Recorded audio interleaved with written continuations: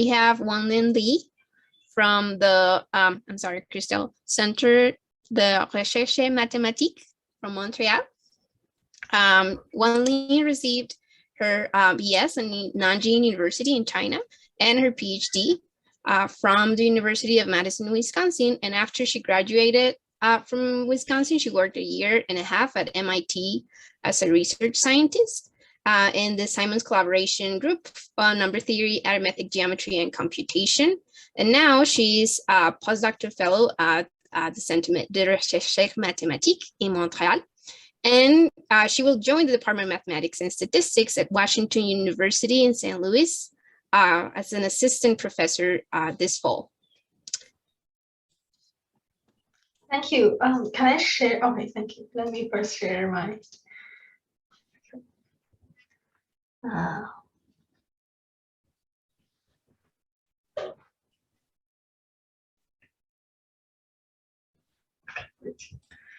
Okay, thanks for the introduction and thanks for the invitation. And I'm glad to see so many UW grad students here. that's lovely. Okay, so today it's a great pleasure to talk about a generalization of Elkies theorem. This is an ongoing project joined with Alina Mantova and Rachel Price and Yunqing Tang. So let me first tell you which theorem of Elkies that we are working towards generalizing. Well, in his thesis, Elkies proved that if you take any elliptic curve defined over Q and consider its reduction at various primes, right? Then we know that at all but finitely many prime, you consider the reduction will still be an elliptic curve defined over the finite field Fp. Then when you consider elliptic curves over a finite field, there's a notion called supersingular. And Elkies proved that there exist infinitely many primes at which this reduction is supersingular. So this is the main result of Elkies' thesis, PhD thesis. And this is a theorem that we're going to work towards generalizing. But before anything, let me remind you what it means to be supersingular. Let's review the definition of a supersingularity curve and also talk about how to generalize this notion to abelian varieties of higher dimension over finite fields. So first of all, when we have an elliptic curve, E, that is defined by the Weierstrass equation, y squared equals x cubed plus ax plus b over a finite field of P, it just simply means that A and B are in the finite fields.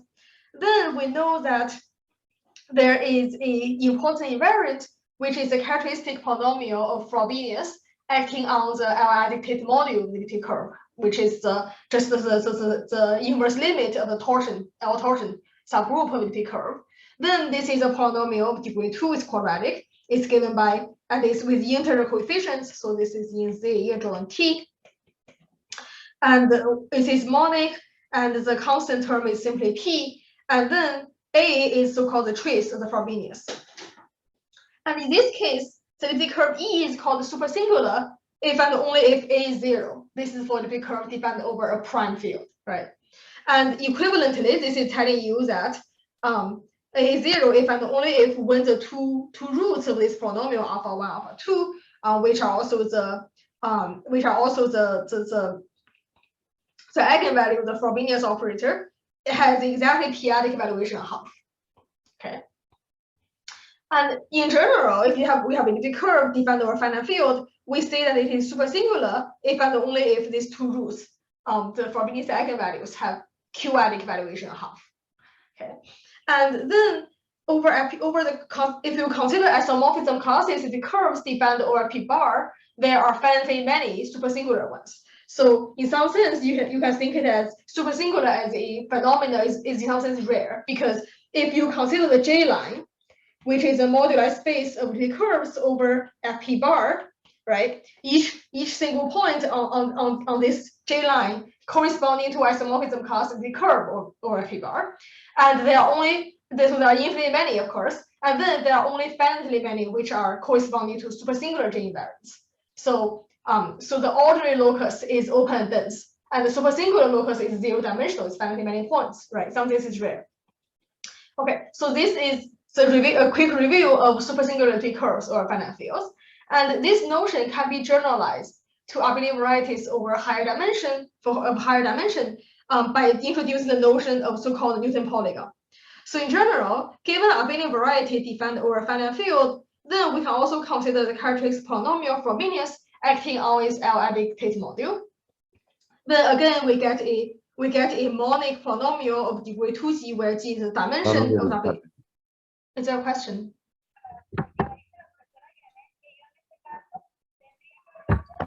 Okay, so it is again a polynomial with integral coefficients, and by Newton polygon, we mean that consider the lower convex hull of the points given by coordinate I, comma the v-adic the q-adic evaluation of the coefficient AI.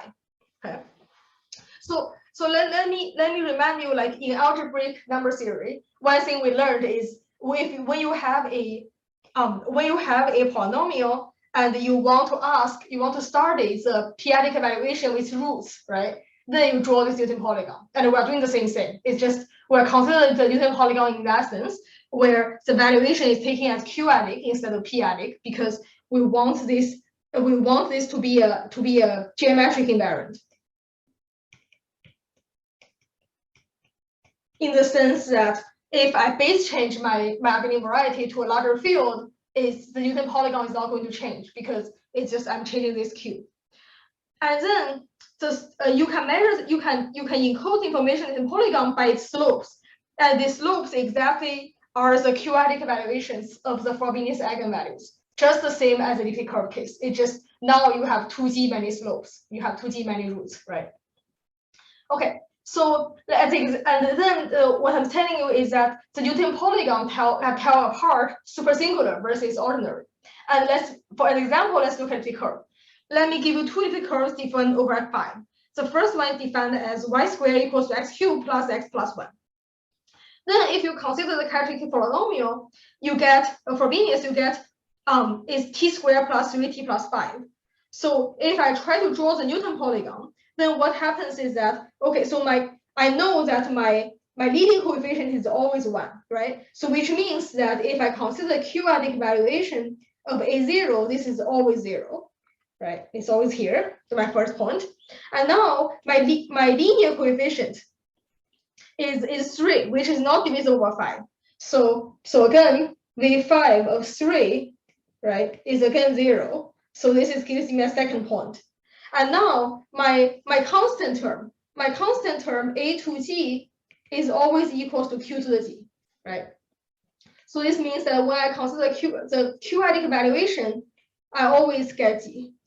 Okay, so my last point will always have coordinate g comma 2g.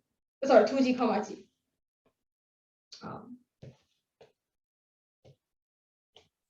Right, in this case is 2 comma 1. Okay, it's here. So then you see that the Newton polygon for my first elliptic curve has two slopes, which is exactly this shape, and the two slopes are given by one copy of 0 and one copy of 1. So if you consider the roots of this of the characteristic polynomial of Frobenius, you get that one of the root has 5-adic valuation 0, the other one has 5-adic valuation 1. But on the other hand, if you look at the second elliptic curve I gave you, defined by y squared equals to x cubed plus 1, then the characteristic polynomial for Frobenius is given by t squared plus 5, which means that if you consider the Newton polygon, it's a straight line connecting the point 0, 0 and 2, 1. And so this Newton polygon with two slopes, a half and half. And what happens is that the elliptic curve E1 is ordinary, and then the elliptic curve E2 is supersingular. So you see that the Newton polygon tells you supersingularity. Okay. And now, since we have defined the Newton polygon for a general abelian variety or finite field, we can generalize the notion of supersingularity. So in general, for a Newton polygon for abelian variety or finite field, it always starts at 0, 0 and always ends at 2gg. And by comparing whether one lies above the other, they have all the same starting point and same ending point. So you can compare whether one lies above the other, right? And by this comparison, you get actually the set of Newton polygons with a fixed genus T form a pole set structure. And moreover, this pole set structure actually gives a stratification of the moduli space of principally polarized abelian varieties, just like the elliptic curve case. So in the current case, we have talked about, we have considered modular curve, right? The ordinary locus is dimension 1, but then the supersingular locus is dimension 0, right? So there's a dimension change when you change Newton, when you consider the points corresponding to abelian varieties of different Newton polygons. There's always dimension change. So it gives you a stratification. And among all the Newton polygons of a fixed G, then there's always the lowest one, which is given by slopes only 0 and 1. And such abelian varieties are called ordinary. And also there's a unique highest Newton polygon, which is a straight line, has slopes only a half. And that Newton polygon corresponds to what we call a supersingular abelian variety. So the ordinary locus is the biggest locus because the polygon is the lowest, and the corresponding locus is actually open and dense. And the supersingular locus is the smallest because the polygon is higher, right? And if you look at the codimension, this is the codimension of the supersingular locus. I should be using really this n should be t. One thing you immediately notice is that its codimension actually grows quadratically with respect to dimension. So this locus is getting smaller and smaller when the dimension of the variety gets large. So let's as an example, consider the Jacobians of genus 2 curves, which are abelian surfaces, right? And let's consider the following 3 hyperelliptic curves of each of them of genus 2, and consider the Newton polygon of their Jacobian, right? Then what you'll see is that for the curve C1, its Jacobian actually is ordinary, and its corresponds to Newton polygons is the red one, which has 2 copies of 0 and 2 copies of 1, if you consider the 5-adic valuation of the Frobenius eigenvalue. And then the curve C2 corresponds to the yellow one, which has the Newton polygon in the middle. And then the curve C3, its Jacobian is actually supersingular. It's a straight line with all the valuations a half. And the thing is, and now, so this is what I mean by generalize the notion of supersingular to higher dimension varieties. And now before I talk about our theorem, let me talk about why supersingularity is an interesting notion to start with. So one thing is that let's consider the curve C3 I gave you. It is a hyperelliptic curve over phi, right? Which means that it admits, so my curve C3 admits a degree 2 map to P1. Right. So from the function field perspective, the function field of P1 is given by F5 adjoint X. This is the function field of P1, right? Map between curves corresponding to the map between function fields of the opposite direction, right? So this means that the function field of the curve C3 is a quadratic extension of the field F5 adjoint X. And this quadratic extension is exactly given by joining the square root of x to the fifth minus x. So this is a quadratic field extension. And then just like when you start a number field, you can consider the derivative character, as mentioned in the last talk. Consider the quadratic character coming from this quadratic field extension, right? And then you can consider the L function corresponding to this quadratic character. And one thing special happens is that you'll see your derivative L function vanish at the point a half. And this is very surprising because Chawla has a conjecture, which is still open, which he conjectured that if you take any quadratic derivative character chi over q over a number field, then its L function should never vanish at the central point a half.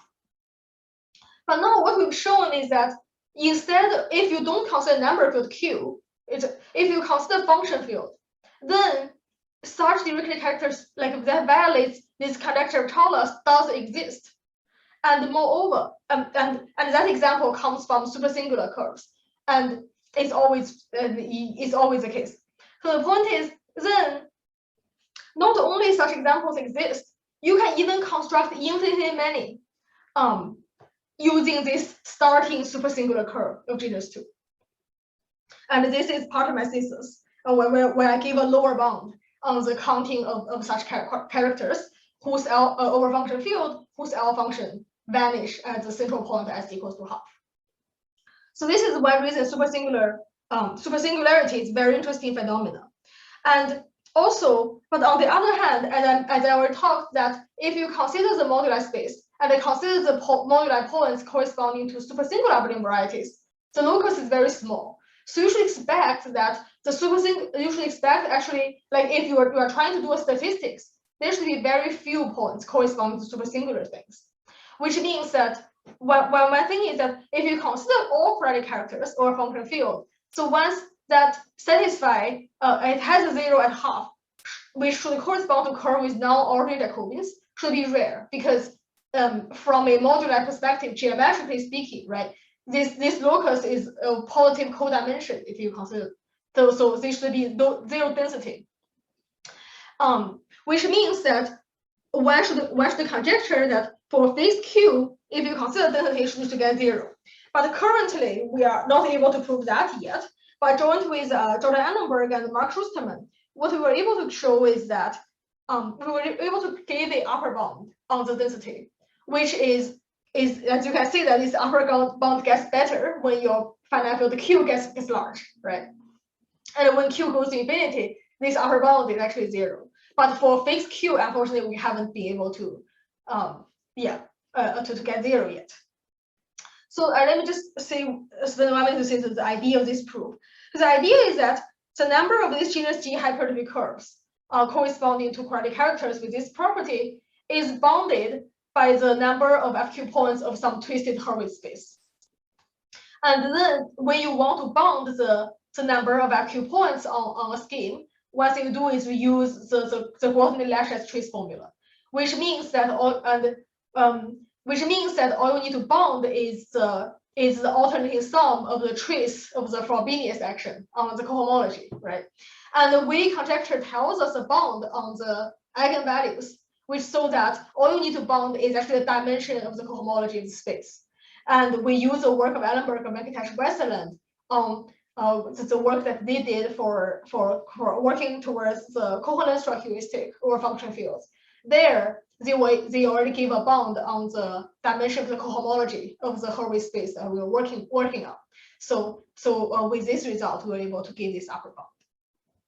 Okay, so now let's go back to the topic today, which is Elkies theorem.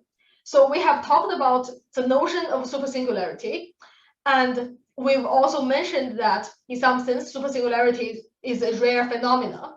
And let me demonstrate that for using another argument, and also shows you why Elkies theorem is so hard. Is that if you take a journal infinity curve E defined over Q, by journal I mean does not have complex multiplication, then what happens is that at 100% of primes, if you consider reduction, it will be ordinary. And actually, heuristically, we expect that the number of supersingular primes should be roughly of the size x to the half, where we know that the number of primes bounded by x should be log x, right? Sorry, the density was x, yeah.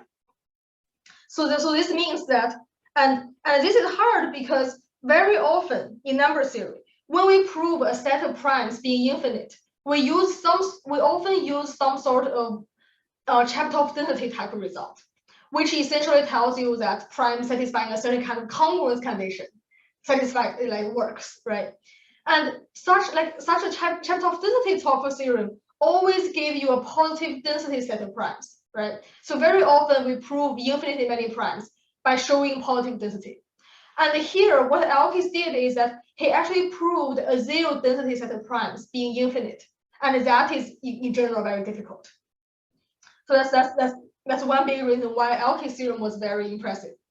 So then some other remark is that Elkies also generalizes theorem to infinite curves defined over other fields. Like for example, over a field where K as long as K admit one real embedding, and also some totally complex number fields.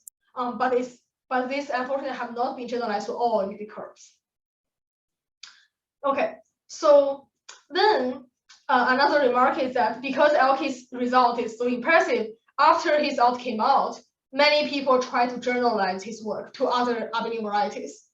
But there are very, very few results were known. So basically, the known results are some are some very special families of Euclidean surfaces with quaternion multiplication. So these are 3 examples we currently know of. Okay, so now I'm ready to present our ongoing work.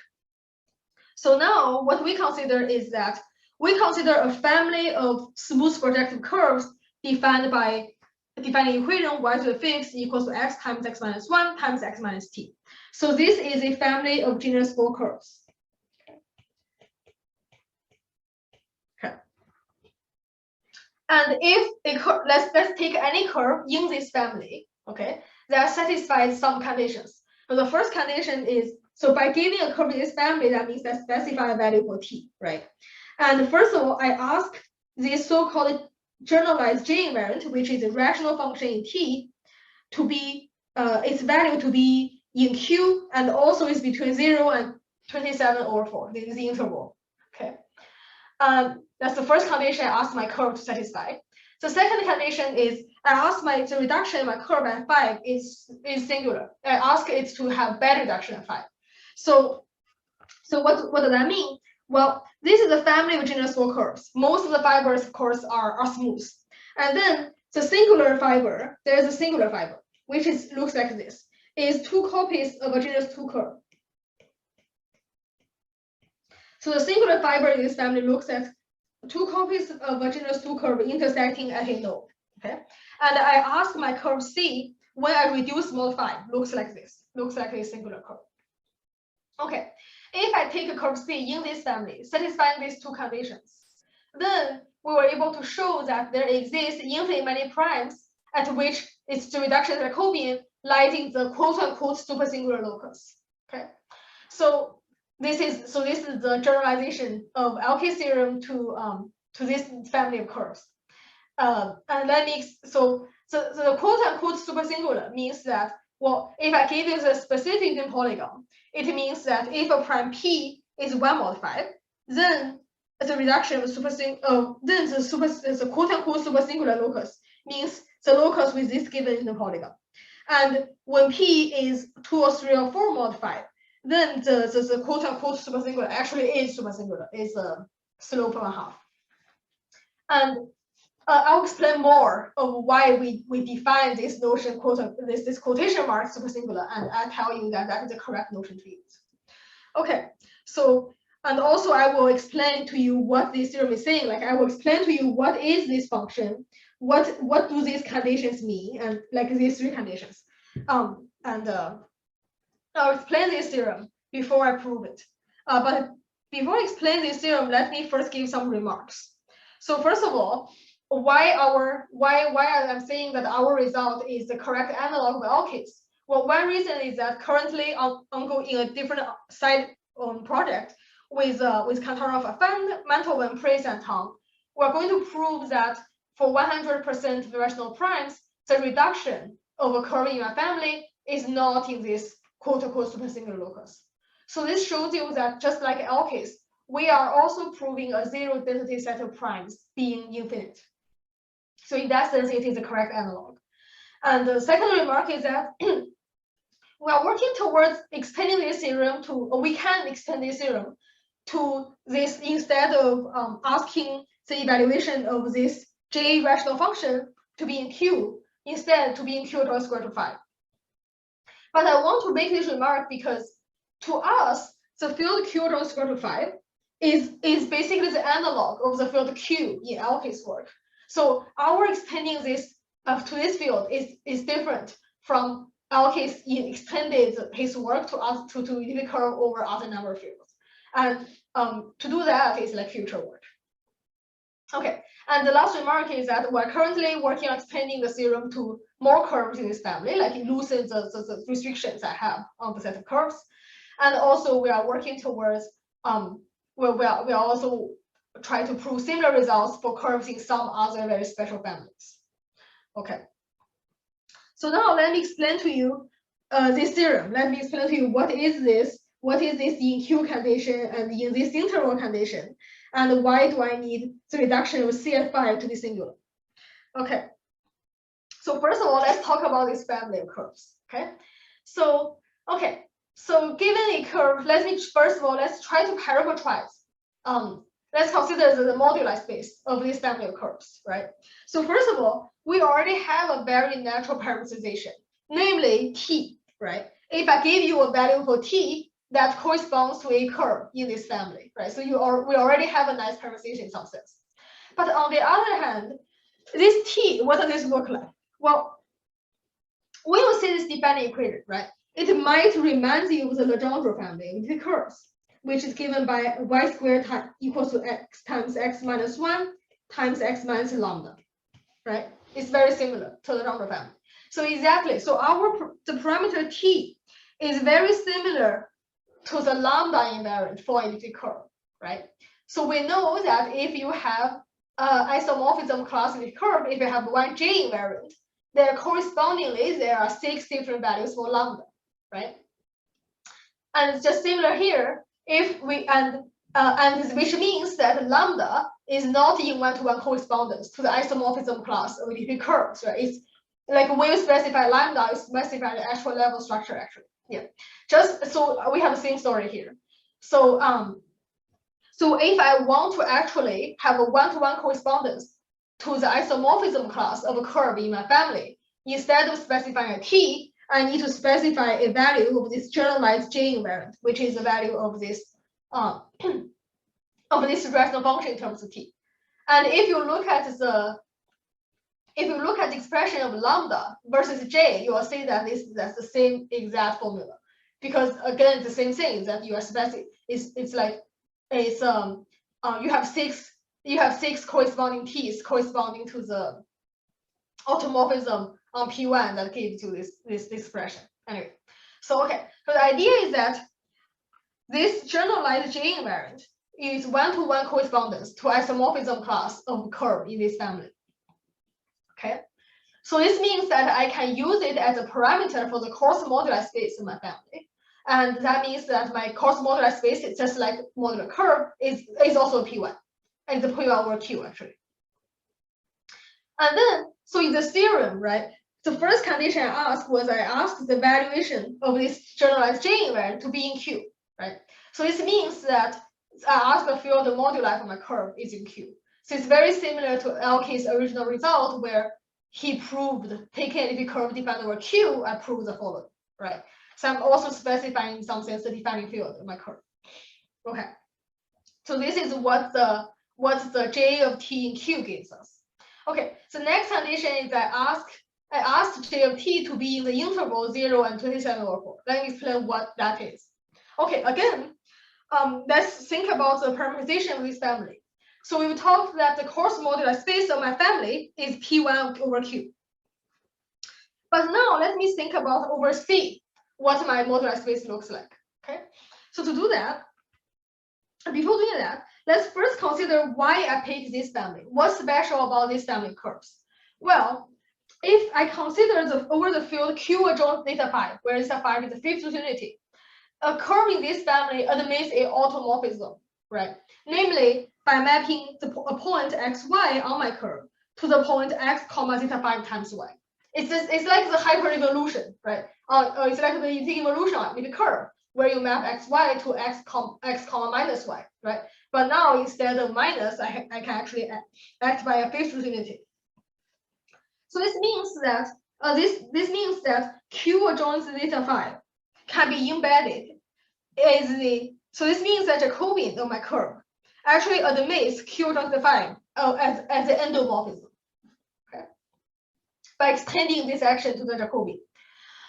So because of this, so the moduli space of curves, when I consider the Torelli map into like when I map a curve to Jacobian, right? I embed the moduli space of curves, the moduli space of abelian varieties, principally polarized abelian varieties. That's the Torelli map, right? And in this case, because my curve has extra automorphism, so when I consider this Torelli map, the image of my moduli space of curves back into the moduli space of its Jacobians actually lies in a subvariety of AG of the moduli space of general abelian varieties. Okay, you can think it actually lies in a compact Shimura variety, a PL type Shimura variety, which you can think it is parameterizing principally polarized abelian varieties together with some special endomorphism. In here, exactly like our Jacobian has actual endomorphisms, right? So you can think about AT. This is a moduli space of just abelian varieties, right? The all abelian varieties of genus C. And now inside AT, I can have some sub-varieties, some Shimura varieties that parameterize abelian varieties dimension T, which satisfies this, which also admits some endomorphism, right? And when I consider my Torelli map, the space of the moduli space of curves naturally is naturally lies in here because the Jacobian has this endomorphism. Okay, that's what's going on. And okay, great. And what's lucky here is that this Shimura variety that we know actually in this case has dimension 1. Okay, so my moduli space of curves is of dimension 1, and then the Shimura variety also has dimension 1. So actually, this is actually isomorphism instead of just embedded into. Okay. So actually, the natural Shimura variety of this family gets embedded is a Shimura curve with reflex field being Q theta 5. Okay. And this Shimura curve is, if you think about its symmetric is a unitary symmetric domain, it is the upper half plane. Okay. So it's very, very similar to the modular curve case. So it's for the modular curve, right? We know that, okay, what's the modular curve if you consider it over C, right? Then we know that its fundamental domain looks like this, right? That's the modular curve case. And we know that the complex points is given by upper half plane modulo SL to Z, right? That's the modular curve case. And here, this Shimura curve we studied is very, very similar. Is if I consider the complex points of my Shimura curve, is also given by the upper half plane modulo a portion group. But this group, instead of being the SL to Z, in this case, the group is the so-called triangle group. It's a triangle group with 2, 3, 10. Okay, and the fundamental domain of is 2 copies of a hyperbolic triangle. Okay. So think about, I have this hyperbolic triangle with vertices being these 3 points, and then consider there are 2 copies of them and glue them correspondingly on the edge. You get a ball, right? And we know that the complex points of P1 is exactly a sphere, right? So that's the fundamental domain. Okay. So now let me talk a little bit about these 3 points. So these 3 points on the modular space of my curve, of course, corresponding to 3 curves. Each point corresponds to a curve in my family, right? Okay, and this exactly corresponds to a curve with extra automorphism. So every curve in my family has automorphism theta 5, as here. But there are 3 curves with even more automorphism. These are the 3 points. Okay, the first one, which we call point P, it corresponds to the curve where the j of t is infinity. Okay, so this actually is exactly the singular curve. So this is my P point. This is my curve C of P. And okay, so I know that these are 2 genus 2 curves intersecting at a point. Okay, and what is its actual automorphism? Well, take one of the curves and take a genus 2 curves are hyperelliptic, right? Take one of the curves, take a hyperrevolution on it, right? Then this gives you another automorphism of the curve that other curves don't have, right? Okay, so this is the P point. Then the Q point corresponding to J inverse equals to 0. And if you consider the automorphism, this is a smooth curve. And if you consider the automorphism of this curve, CQ, it is isomorphic to Z mod 15Z. So apart from this theta 5 action, it also has the order 3 automorphism. So that's a unique one. Okay. And then there's a third point, which we call R. It corresponds to it corresponds to a smooth curve in its family. But if you look at its automorphism of CR, it is Z mod 10Z. It also has extra automorphism order 2, but this curve is smooth. Okay, so these are the 3 curves that in my family with extra automorphisms, and they gave you exactly the vertices of this hyperbolic triangle. One thing I want to make a note is that this singular curve here, even though my curve is singular, but as you can see, if I consider the Jacobian of the curve, it is the product of the Jacobians of the two genus two curves, right? It's still abelian variety. It's still abelian fourfold, right? It is not a semi-abelian variety. So what I'm trying to say is that in this family, my Shimura curve is compact. It does not have a cusp, right? For elliptic curve, we have a cusp where but here you don't have a cusp because even though the curve is singular, it's Jacobian, the corresponding abelian variety is still abelian variety dimension 4. It's not a semi-abelian variety. Like if the curve you have a cusp, you don't have a Jacobian there, right? Okay, so we don't have a cusp in this case, which is very different. Okay, so now in my theorem, I ask the J invariant of my curve to be in the interval 0 and 27/4. What that means is that I want the moduli point of my curve lies on this geodesic, lies between my point Q and R.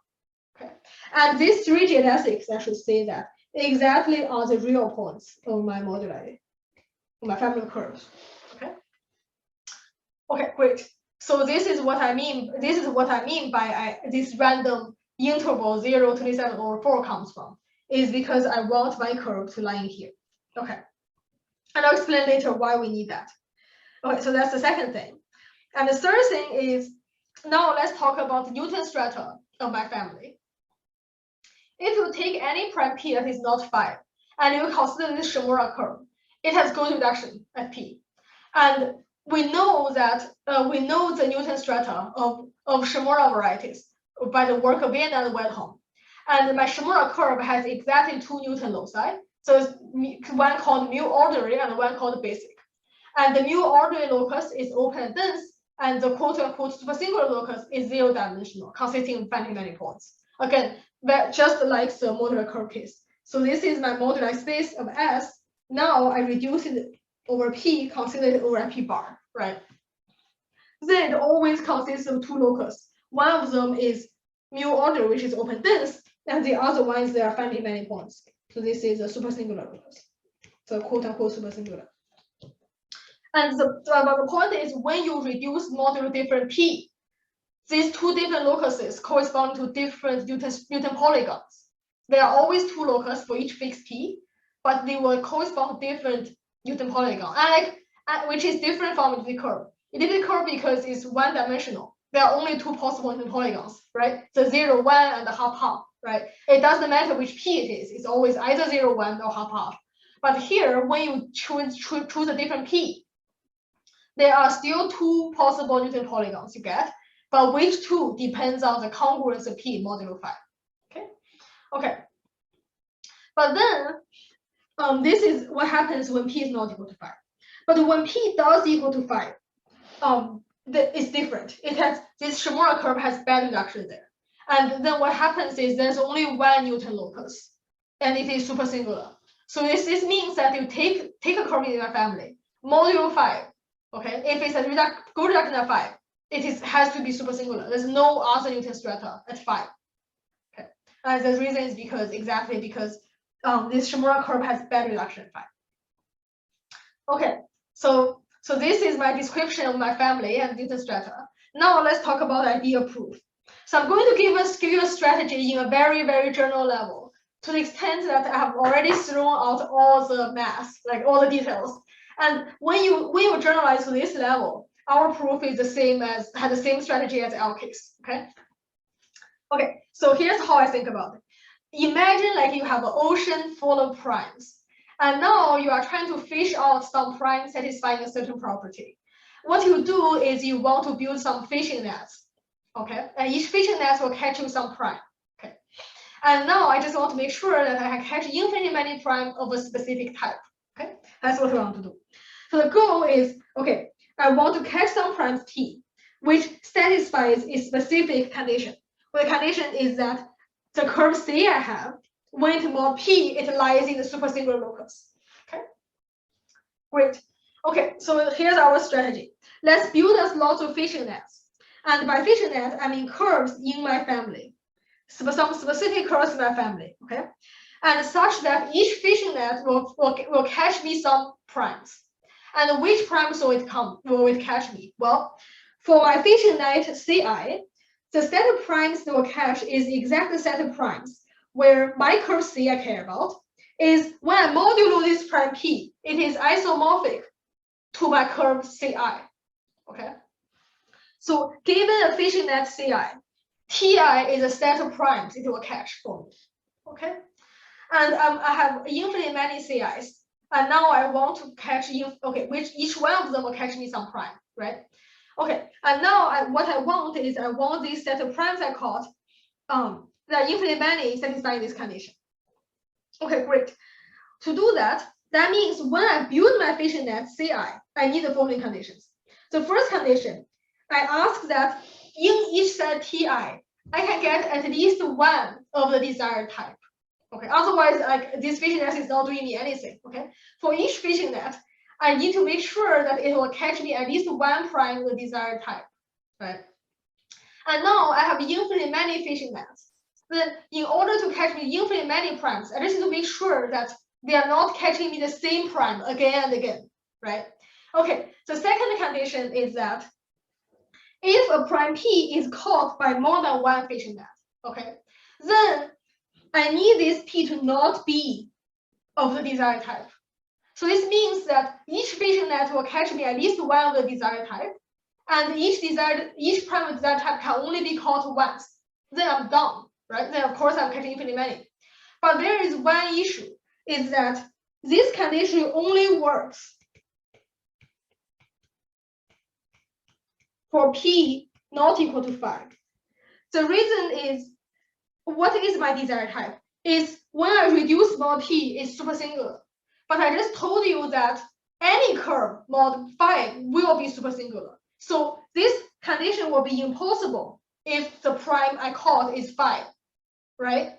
So this means I need an extra condition to guarantee that I have infinitely many fishing nets, and each one of them will catch me at least one prime. I need to make sure they are not all catching the exact prime 5 infinitely many times, right? So okay, so we're going to impose the condition that the set of curves I construct is smooth at 5. Okay, so and my curve C in the very start, I ask it to be singular at 5. This means that 5 will never be caught because C will never be isomorphic to Ci for any I modulo 5 because this one is smooth, this one is singular, right? So that's why we have to impose an extra condition at 5 because at 5 you don't have more Newton stratas. You need other conditions to figure out whether 5 is caught or not. And with all of this in hand, now I get infinitely many primes. So this is the strategy when you throw away all the math, right? This is the general strategy of how you prove this. Okay, so now we've given a strategy with no detail, and let's talk about details. So instead of talking about a sketch of proof of our theorem, let me just give a sketch of Elkies proof. And then I will tell you like what at each step how we modify it to work for our case. So let me start by proving a weaker version of Elkies theorem. So we have a little curve defined over Q. Okay, a weaker version meaning that let me for now for simplicity, assume that the J invariant of E is less than 1728. Okay. Okay. So now let's fix any finite set of primes. Right. Now all we need to do is like how Euclid proved that there are infinitely many primes is by assume there's a finite set of primes and construct one that's not in the set. Okay.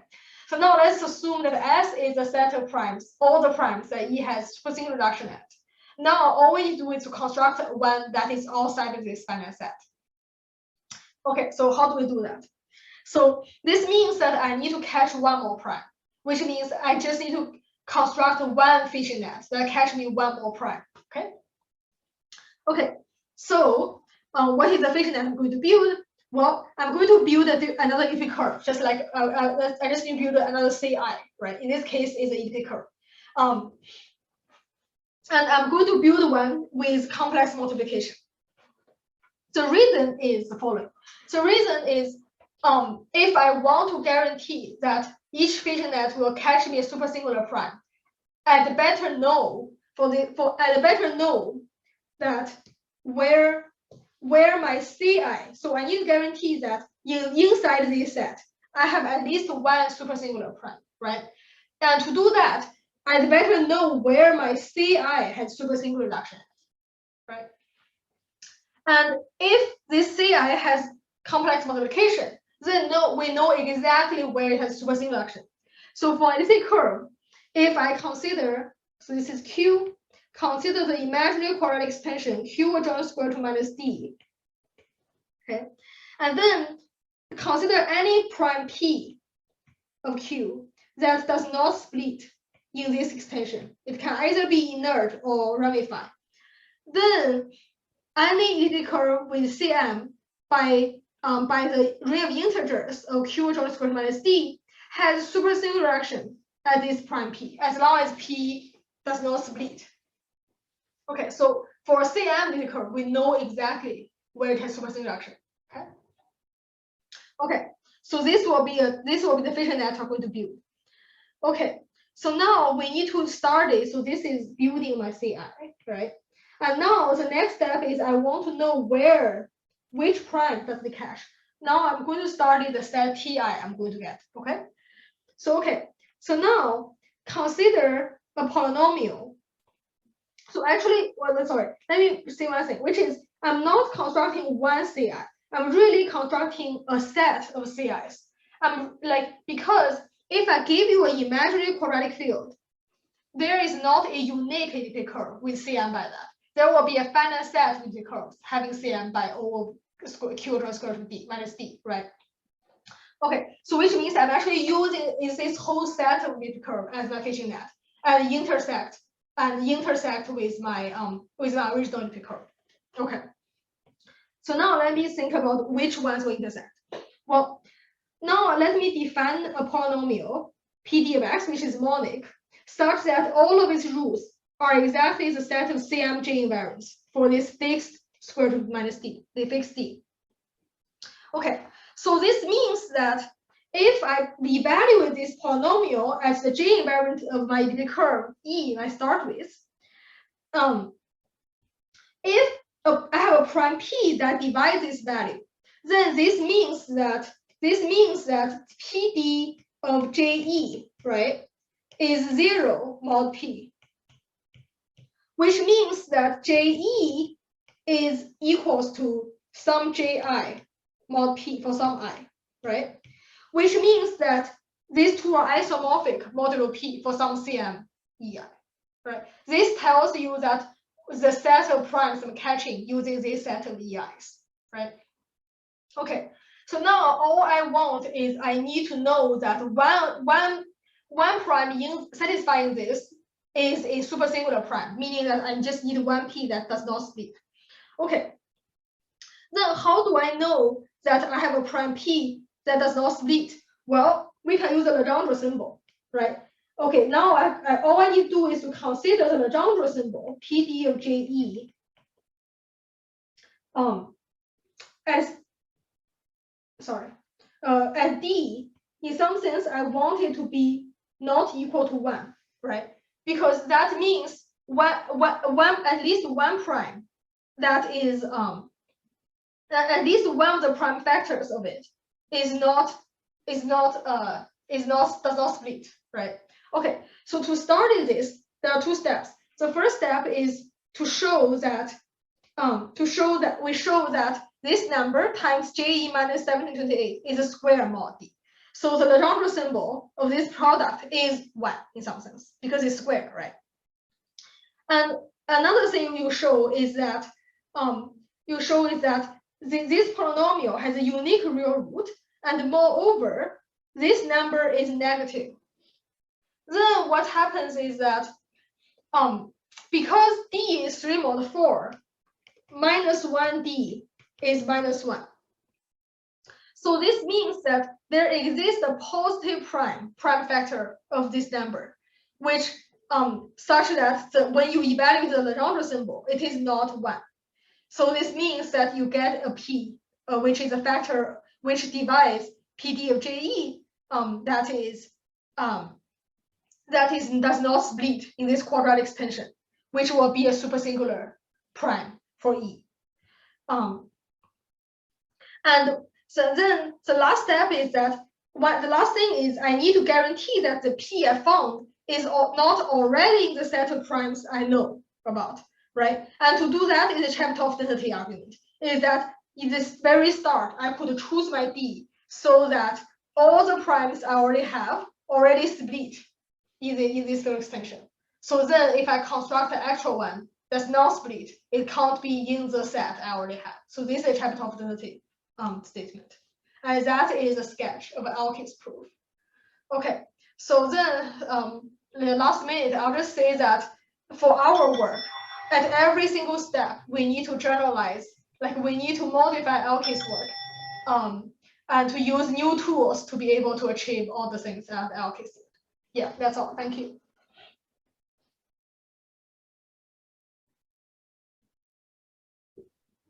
Thank you, Wanlin. We have a question in the chat. I don't know if you can see it or I can read it. I see. Yes, thanks for the question. So yes, so the 1728 is very special. Is that so? Yeah. So the point is because 1728 corresponds to a degree curve with the actual automorphism. So what happens is when you actually consider this value, we'll evaluate PD at any J event E. Then what happens is that it's I'm sorry, let me so yeah, what happens is that itself is not a square, but sorry, let me actually I guess the better way to say it is if you consider this polynomial and reduce it modulo D, modulo exactly D, then what happens is that this polynomial is almost a square, except so each root is doubled except 1728. The reason is that what happens is when you modulo D, you are trying to lift the root using Durant's lifting theorem to the global field. You can always lift them in two ways. That's why all the roots like mod D will be lifted up in two ways in pairs, except the one corresponding to 1728. Because it has an automorphism order 2. So the two things you lifted actually is the automorphism itself. So you need to add one more thing to pair it up to be a square. That's why it's special here. Yeah.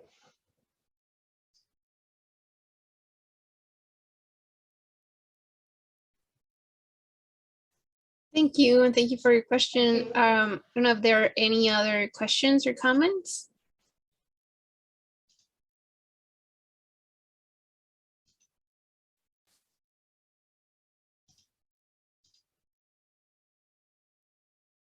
Okay, I think since we have a couple minutes, do you mind just giving a couple details on how to generalize it, like the last slide you had?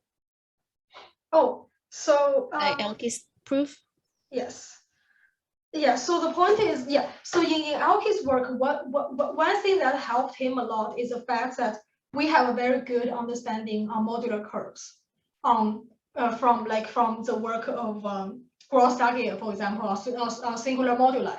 We know very well where the CM points are, and what they look like. And in our work, one big thing we have to do is we have to construct CM points, and then we have to study where these CM points are, where the real CM points are, and essentially like much of the work is in studying these Shimura curves, and just by answering the similar questions of what we already knew for modular curves, right? Yeah, that's one big thing. Yeah, thank you. Thank you. Are there any more questions or comments?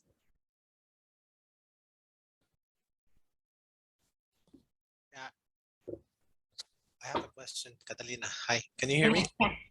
Yeah, you're a little, I think it's kind of low. Can you hear me there? Yes. Yeah. Yes.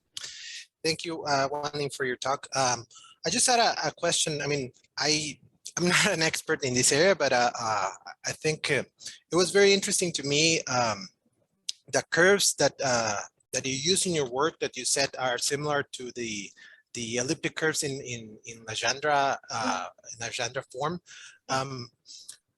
Is there any special about the 5? Like you take y to the 5th equals the cubic in x. I mean, can you try to work with curves changing these 5 to other numbers? Yeah, that's a great question. Yes. So the point is exactly like if I take any superlative curve, like y to any number equals x times x minus 1 times x minus t, right?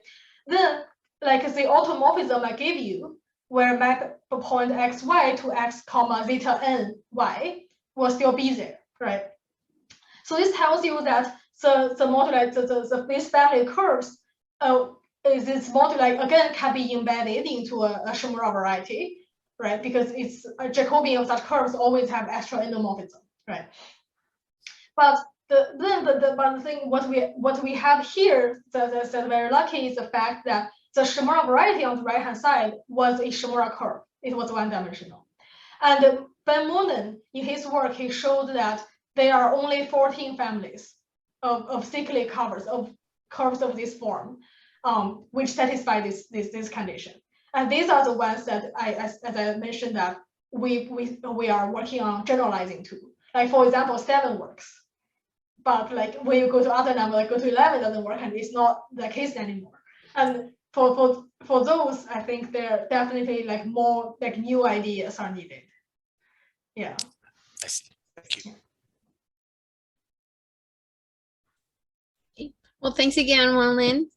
And thank you everyone for joining us still in this 2 talks. The next talk is by Christelle. So we still have like 4 minutes until it's 3.